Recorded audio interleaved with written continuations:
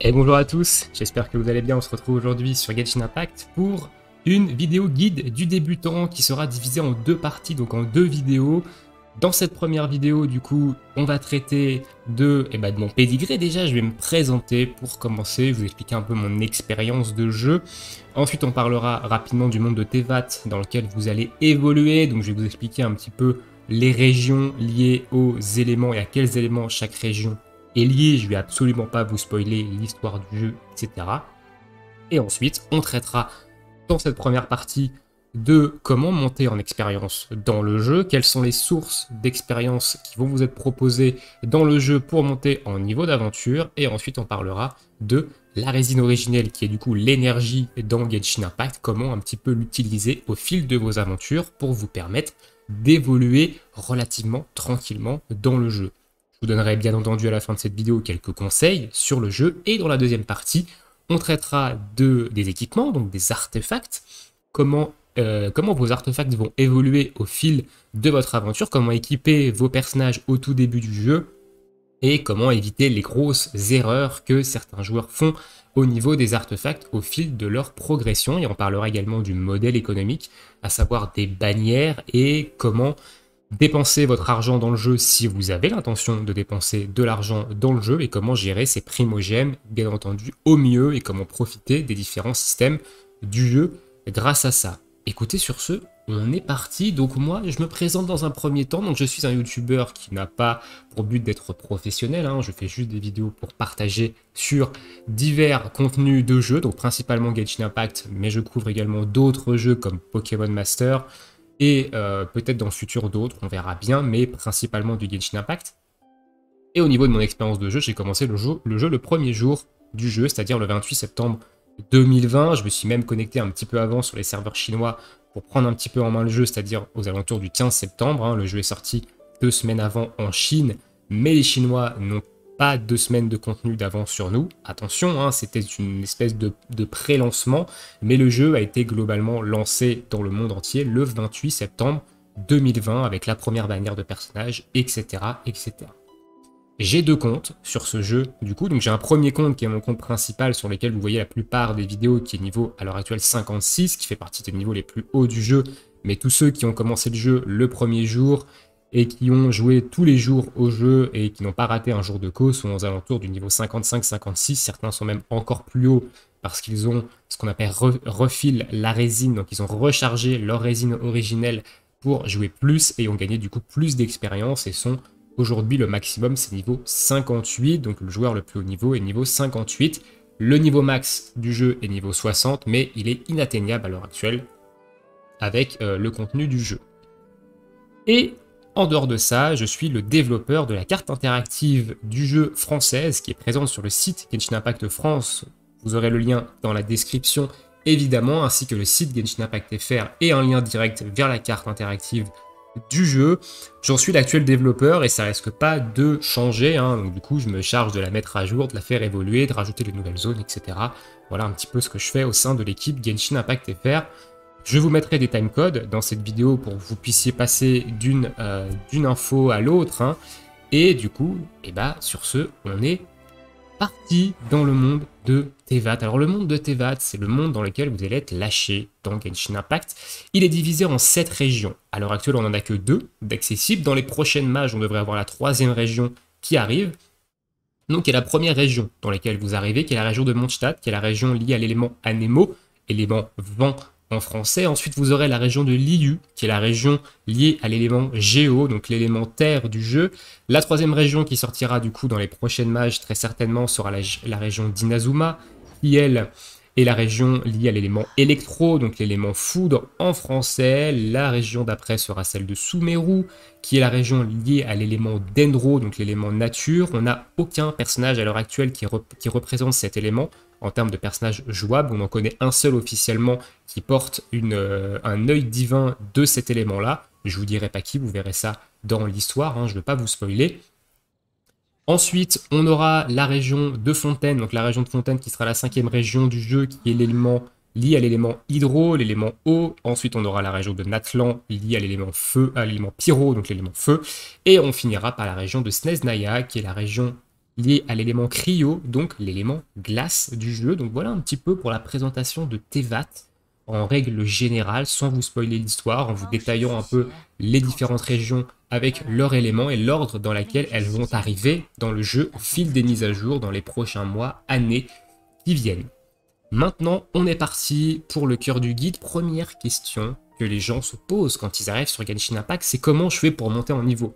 Et oui, vous avez un niveau de compte qui est le niveau d'aventure, ici, qui est le niveau global de votre compte, qui va vous permettre de débloquer la suite des quêtes, qui va vous permettre de débloquer les ascensions de vos personnages pour les monter plus haut niveau, pour débloquer évidemment l'ascension des armes, pour monter vos armes plus haut niveau, pour débloquer les aptitudes, etc.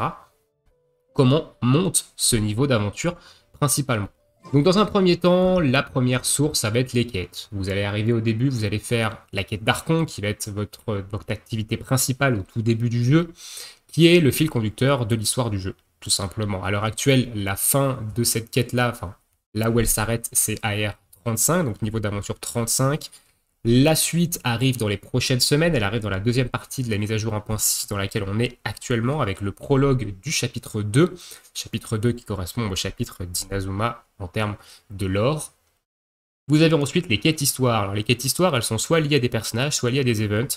Ici on a l'île mystérieuse qui est une quête liée aux events, et on a la journée de repos pour la grande maîtresse, du coup Léo Minor acte 1, qui est la quête d'histoire liée à Jean, dans lesquelles vous pourrez essayer le personnage de Jean, qui est un personnage Anemo 5 étoiles, accessible uniquement via les bannières, mais ça on en parlera quand on parlera des bannières dans la deuxième partie de ce guide. Ensuite vous aurez les quêtes quotidiennes. Les quêtes quotidiennes, c'est ce que vous avez débloqué au niveau 12, vous allez arriver très rapidement au niveau 12 au début du jeu. Vous en avez 4 par jour, elles sont identifiées par un logo violet sur la carte, hein. Si on va sur la carte, on voit que j'en ai une ici, j'en ai une là, et la quatrième, elle doit se trouver quelque part d'autre sur la carte. On va la trouver rapidement, je pense. Mais voilà, enfin, je sais pas où elle est. 1, 2, 1, voilà, 2, 3, 4. Voilà. Et ces quêtes-là, elles vont vous donner de l'expérience quotidiennement. Vous allez avoir 250 expériences par quête quotidiennement, ce qui fait un total de 1000 expériences. Et une fois que vous avez fait vos 4 quêtes quotidiennes, vous allez venir parler à notre chère Catherine ici, donc soit à Mondstadt, soit à l'IU, et elle va vous donner un bonus de 500 XP supplémentaires pour pouvoir terminer vos quêtes quotidiennes. Donc ça vous fait déjà 1500 expériences d'aventure quotidiennement avec juste ces quêtes quotidiennes-là. Et après, vous avez les quêtes de monde, qui sont les quêtes secondaires. La plupart donnent de l'expérience, plus ou moins d'expérience. Hein. On voit ici, j'ai 400, ici j'en ai 150, là j'en ai 100, 250. Plus ou moins d'expérience d'aventure, certaines n'en donnent même pas du tout, c'est très rare, mais certaines n'en donnent pas du tout. Et vous en avez toute une pléthore, un peu à droite à gauche dans le monde, que vous allez débloquer au fil de votre aventure.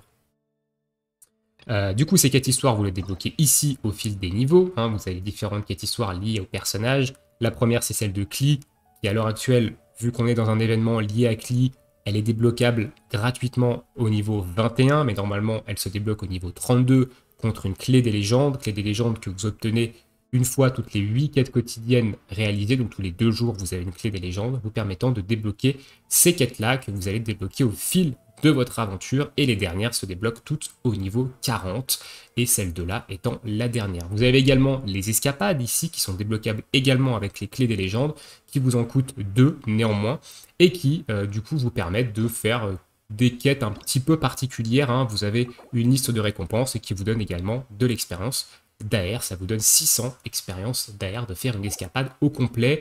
Soit vous les faites de vous-même, en fait vous allez avoir différents choix, voilà, qui vont déterminer une fin à la quête, et il faut faire les 6 fins disponibles. Moi je l'ai fait avec les solutions parce que c'est pas un contenu qui m'intéresse, mais si vous avez envie de tryhard ces quêtes, ça peut également être intéressant. Au-delà des quêtes, évidemment, il y a autre chose qui vous donne de l'expérience de compte, parce qu'à un moment donné, vous allez être bloqué. Ça veut dire que vous allez vous allez faire vos quêtes, et hop, la quête d'Archon, elle va vous demander par exemple d'être niveau 18. Et vous allez vous retrouver à finir cette quête, et vous êtes niveau 14. Et on vous demande d'être niveau 18 pour, par exemple, faire la suite de la quête d'Archon. Vous allez dire, bah, comment je fais? C'est-à-dire que j'ai plus de quêtes secondaires, j'ai tout fait, j'ai fait mes quêtes quotidiennes, etc. Comment je fais? Et bah, il y a un truc, une ressource XP très importante à ne pas négliger du tout. Et bah, c'est l'exploration. L'exploration, vous allez trouver dans votre exploration de la carte toute une multitude de coffres. Quand vous ouvrez un coffre, ça vous donne de l'XP. Ça vous donne entre 20 et 60 d'expérience en fonction de la rareté du coffre. Je crois que c'est 60 le max.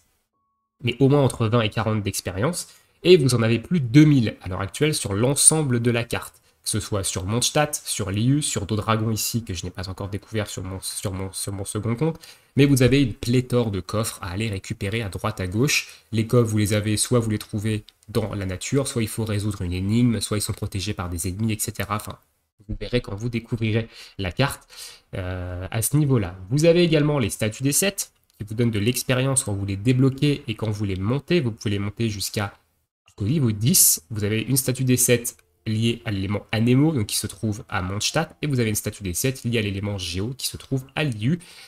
Chaque statue des 7 demande des Oculus de la région, donc à Mondstadt, c'est des Anemoculus, à Liu, c'est des Geoculus. Ils sont à des endroits fixes sur la carte. Et sur la carte interactive que vous aurez en lien de cette description, de cette vidéo, pardon, vous avez l'emplacement de chacun des Oculus dans chacune des régions si vous n'avez pas envie de vous prendre la tête. Ensuite, il y a les téléporteurs également qui vont vous donner de l'expérience quand vous allez les découvrir, les débloquer. Et c'est à peu près tout sur la carte qui va vous donner de l'expérience, mais vous avez beaucoup d'expérience de compte à aller récupérer rien qu'en faisant l'exploration. Voilà. Et ensuite, la dernière source d'expérience, ça va être votre résine originelle. Donc la résine originelle, c'est l'énergie du jeu, tout simplement, qui se recharge à coup de 1 toutes les 8 minutes. C'est très long, honnêtement, c'est très long.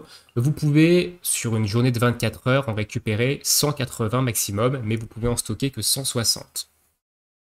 Cette énergie, elle va vous servir à faire ce qu'on appelle des lignes énergétiques, ou des donjons, ou des boss. Voilà. En fonction du nombre de résines que coûte l'activité, vous allez gagner plus ou moins d'expérience. Par exemple, un boss va vous donner 200 points d'expérience. Une ligne énergétique va vous donner 100 points d'expérience. Un donjon va vous donner 100 points d'expérience. Et un boss hebdomadaire va vous en donner 300. Par exemple. Cette énergie-là, il va falloir la dépenser très rapidement quand vous allez arriver dans le jeu. Donc au début, vous n'avez rien qui vous demande de dépenser de la résine originelle. Vous êtes stacké avec vos 160. À partir du niveau 8, vous allez arriver très rapidement au niveau 8, vous allez débloquer la première ligne énergétique, ce qui est la fleur de révélation. Donc allez directement dépenser vos 160 résines dans la fleur de révélation. Vous pouvez en faire 8, je crois. Oui, c'est ça, 8. Vous pouvez en faire 8, ce qui va vous donner déjà 800 points d'XP d'aventure, donc ce qui est déjà pas mal au tout début. Au niveau 12, vous débloquez les fleurs de la fortune, donc les fleurs de la fortune, c'est la même chose que les fleurs de la révélation, sauf que les fleurs de la révélation, ça vous donne des bouquins d'XP pour augmenter en niveau vos persos, et les fleurs de la fortune, ça vous donne des sous-sous. Et vous allez débloquer également les quêtes journalières au niveau 12, qui vous donnent également de l'expérience d'aventure. Donc au début, vous allez monter relativement vite en niveau d'aventure, avec la dépense de la résine, les quêtes quotidiennes, votre exploration de la carte, etc., etc. La résine, au début, jusqu'au niveau 25, dépensez-la quotidiennement dans les lignes énergétiques. Soit vous faites moitié-moitié entre lignes énergétiques d'XP et lignes énergétiques de Moras, soit vous faites que des lignes de Moras, et soit vous faites que des lignes d'XP, c'est vous qui voyez, il n'y a pas d'optimisation optimale là-dedans. Personnellement, sur mon second compte, j'ai fait un moite-moite. Voilà, avant le niveau 25, j'ai fait un moite-moite. Parce qu'à partir du niveau 25, votre résine, vous allez la dépenser principalement dans les boss et dans les donjons. Alors, pas les donjons qui vont vous donner des artefacts. Attention, les donjons qui vont vous donner des livres permettant d'augmenter les aptitudes de vos personnages, et dans les donjons, ici, permettant d'obtenir des objets pour monter vos armes. Et ensuite dans les boss qui vont vous permettre d'obtenir les objets pour monter vos personnages en niveau. De l'AR, donc de niveau d'aventure 25 jusqu'au niveau 40, vous allez essentiellement, et faire que ça, que vous concentrer sur l'évolution de vos 4 personnages. Je vous conseille de vous concentrer sur 4 personnages maximum, parce que vous allez voir que ça vous prend beaucoup de temps pour évoluer un seul perso. Si vous commencez à partir sur 5, 6, 7 personnages, vous n'allez jamais vous en sortir, et vous allez trouver que vos personnages ne font pas de dégâts, et vous allez être freiné dans votre progression. Donc concentrez-vous sur 4 persos. Entre le niveau 25 et le niveau 40, vous allez dépenser votre résine exclusivement dans ce qu'il va falloir farmer pour monter vos personnages, donc monter leur niveau, leurs armes et leurs aptitudes. Et à partir du niveau 40, donc au niveau 40, vous débloquez l'avant-dernier palier d'élévation de votre personnage qui va vous permettre de monter votre perso niveau 80. À ce moment-là, l'optimisation optimale, je pense, pour arriver à ce niveau-là, c'est qu'au niveau 40, vous ayez vos 4 personnages niveau 70, déjà, avec leurs armes niveau 70 et leurs aptitudes potentiellement niveau 6. Donc niveau 6, ça va être le maximum que vous allez pouvoir monter au niveau 70. Donc les 3 aptitudes, enfin du moins les deux aptitudes ici pour les supports et les 3 aptitudes pour votre main DPS. N'allez pas monter l'attaque normale sur un personnage support sur lequel vous allez utiliser que votre attaque, que votre compétence élémentaire et votre déchaînement élémentaire. Ça ne sert à rien de monter l'auto-attaque. Donc montez vos aptitudes de vos persos, l'élévation et évidemment leurs armes également. C'est très important de monter leurs armes au niveau maximum que vous pouvez. Arrivez au niveau 40, montez votre main DPS niveau 80, laissez vos supports au niveau 70. C'est inutile de monter les supports au-delà du niveau 70. Ça vous verrez plus tard dans votre aventure, mais pour le contenu au niveau 40, c'est inutile. Jusqu'au niveau 45, il va falloir meubler un petit peu votre utilisation de la résine. Donc soit vous terminez l'évolution de vos persos parce que vous n'avez pas terminé l'évolution de vos personnages, soit évidemment vous allez farmer essentiellement des lignes énergétiques. Donc vous allez reprendre le farm de lignes énergétiques pour vous faire un stock de Morass et un stock, notamment un stock de Morass. Je vous conseille de vous concentrer sur les Morass pour évidemment vous préparer au niveau 45, parce qu'au niveau 45, il y a un gros farm qui vous attend au niveau 45. C'est un peu le farm endgame qu'on appelle ça. Vous allez farmer exclusivement et quasiment que ça, des artefacts dans les donjons d'artefacts. Avant la R45, je vous déconseille fortement d'utiliser de la résine pour farmer des artefacts. Pourquoi? C'est inutile de faire des donjons d'artefacts avant la R45. Je détaillerai plus en détail le pourquoi du comment et comment vous allez faire pour vous stuffer jusqu'au niveau 45 dans la seconde partie de la vidéo. Mais du coup, au niveau 45, vous allez débloquer le dernier niveau des donjons, donc notamment des donjons d'artefacts, qui vous garantissent à chaque fois que vous terminez le donjon et que vous récupérez la récompense, un artefact 5 étoiles. Avant ce niveau 45 là, donc ce dernier palier de donjon, vous n'avez aucune garantie d'avoir un artefact 5 étoiles. Déjà, les artefacts 5 étoiles, vous pouvez en dropper qu'à partir du niveau 40 dans les donjons d'artefacts, et vous avez environ 25-30% d'avoir un 5 étoiles à la fin des donjons. Donc vous allez perdre de la résine inutilement, là où la résine sera bien plus value pour farmer les artefacts au niveau 45, donc au dernier niveau de donjon. Donc voilà pourquoi on déconseille de farmer les artefacts avant la R45. Et pourquoi on va vous conseiller de faire principalement des lignes de Morass si vous avez terminé l'évolution de vos persos, élévation, aptitude, armes au niveau 40. Du niveau 40 au niveau 45, faites des lignes de Morass pour vous faire un stock d'argent parce que évoluer des artefacts, ça coûte très cher. Voilà un petit peu pour la consommation de la résine et comment vous allez pouvoir monter en niveau globalement tout au long du jeu. Maintenant, on va parler, je vais vous donner quelques petits conseils pour évidemment profiter du jeu correctement, à savoir évidemment profiter du jeu. Déjà, premier conseil, voilà, ça va être profiter du jeu. Prenez votre temps, honnêtement, ne rushez pas le contenu en 3 jours. Plus vous allez rusher le jeu, plus vite vous allez être bloqué par votre niveau d'aventure et plus vite vous allez être dépendant de l'expérience quotidienne que va vous donner les quêtes quotidiennes. Ça, c'est un point très important à faire. On voit beaucoup de nouveaux joueurs qui sont hyper hypés par le jeu, qui vont jouer 8-10 heures par jour pendant peut-être une semaine, voire 3-4 jours, et qui vont plier l'exploration du jeu, qui vont faire toutes les quêtes, etc., qui vont arriver niveau 30, et qui vont se retrouver un petit peu, comment je fais niveau 30 pour monter en expérience? J'ai terminé toutes les quêtes. On me demande d'être niveau 32 pour continuer la quête principale. J'ai fait le tour de la carte, etc. Donc, je fais comment? Et là, en fait, vous êtes obligé de vous en tenir aux quêtes quotidiennes et à la dépense de résine quotidienne pour monter en niveau et vous retrouvez dans une spirale un peu bloquante où ils vont réduire leur temps de jeu de 8-10 heures par jour à 1 heure, quoi. Donc, ça va être drastique. Donc, prenez votre temps. Prenez votre temps. Jouez quotidiennement. N'allez pas rusher le jeu, etc. Profitez du jeu, profitez de l'expérience quotidienne que va vous donner les quêtes quotidiennes et la dépense de résine. Au début, vous allez voir que si vous étalez votre progression sur plusieurs jours, ça va bien lisser votre progression et vous allez, avec la dépense de résine quotidienne et les quêtes quotidiennes, vous allez monter en niveau tout seul et vous n'allez avoir aucun point de blocage d'air avant un petit moment. Par exemple, moi, sur ce compte secondaire, ça fait plus de 3 semaines que je joue.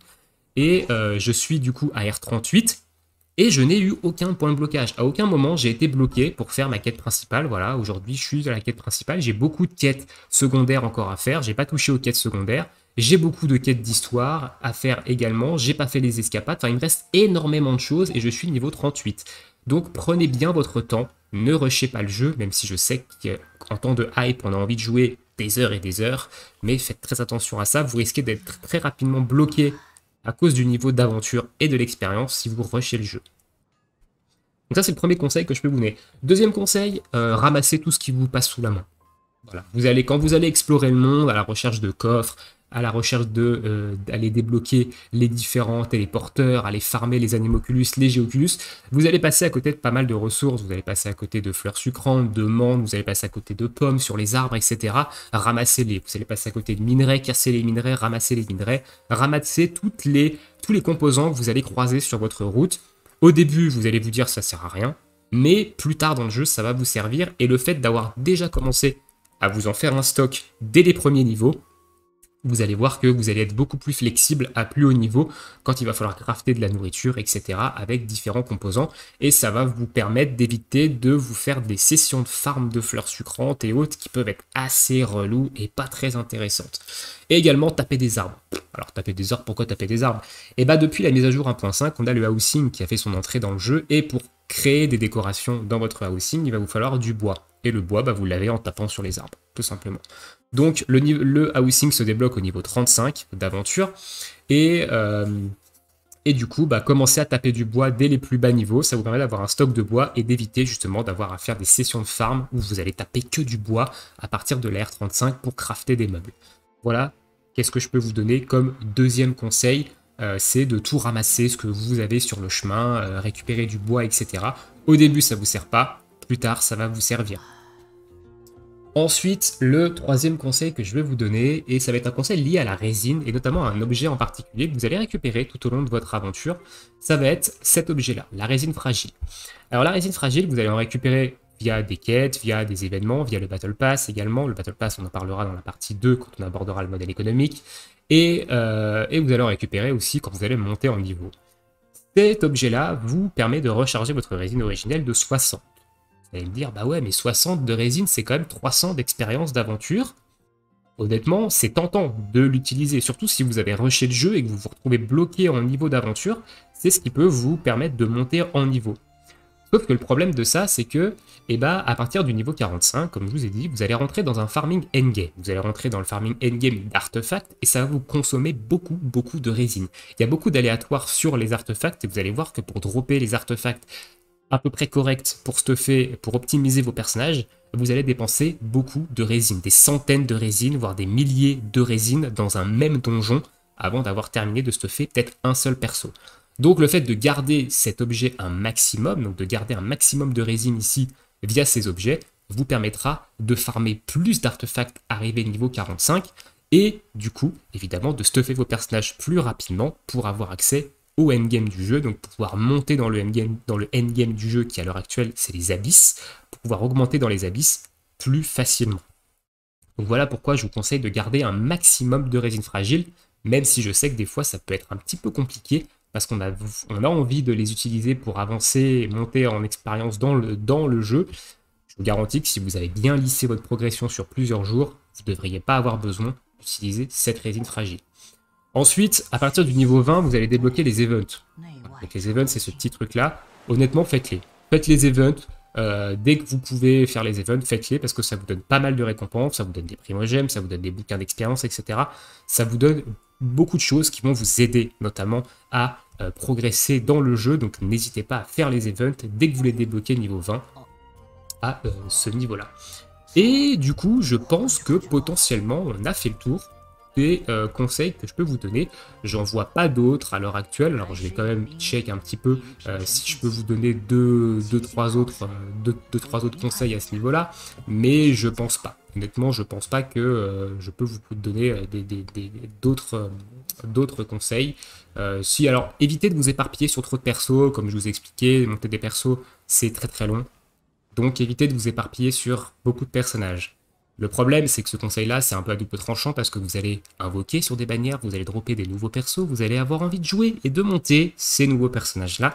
Et évidemment, au bout d'un moment, on se retrouve vite avec 5, 6, 7 personnages de monter en même temps parce qu'on a switché de perso, etc. Donc concentrez-vous, essayez de vous concentrer sur 4 persos en priorité, et les autres, montez-les niveau 20, faites leur ascension, et c'est tout. Voilà. Jouez les persos que vous avez envie, évidemment. Il n'y a pas de perso nul dans Genshin Impact. Il n'y a pas de mauvais persos. Des personnages, si vous les buildez correctement, ils vont être efficaces et vont vous permettre d'avancer dans le jeu relativement facilement. Donc jouez les personnages qui vous plaisent au niveau chara-design, au niveau gameplay, etc. Principalement, faites-vous plaisir. Genshin Impact est un jeu vidéo. Il faut se faire plaisir avant tout. Donc faites-vous plaisir. Néanmoins, à partir du niveau 35, il va quand même falloir penser à avoir une équipe qui a du sens. Si jamais votre équipe avant, elle n'a pas de sens, n'hésitez pas à venir sur le Discord, demander de l'aide, etc. Il y aura toujours du monde qui va vous aider au niveau de la conception de team, ou même si vous êtes bloqué dans le monde au niveau de quête, etc. On pourra vous donner on pourra vous offrir de l'aide, tout simplement. Et à partir du niveau 35, voilà, il faut quand même commencer à faire une équipe optimisée, à monter des persos, à monter 4 persos, qui ont une cohérence entre eux pour pouvoir avoir un farming d'artefacts niveau 45 qui soit plus facile. Parce que si vous faites trop d'erreurs, vous allez vous retrouver niveau 45 avec des persos qui sont mal montés, vous allez être dépendant du mode multijoueur. Et le mode multijoueur, pour farmer les artefacts, à moins que vous ayez des amis qui soient déjà très haut niveau ou que vous trouviez des personnes sur le Discord qui vous aident à farmer les artefacts, et ben vous allez sûrement vous retrouver avec des totos qui sont dans le même cas que vous, en fait, qui ont fait des erreurs et qui ont des personnages qui ne sont pas montés, et vous allez ultra galérer. Vous allez ultra galérer, donc attention à ça. Écoutez, voilà un peu pour ce petit guide, cette première partie de guide du débutant sur Genshin Impact sur Genshin Impact, j'ai dit Genshin Impact FR, mais sur Genshin Impact tout court.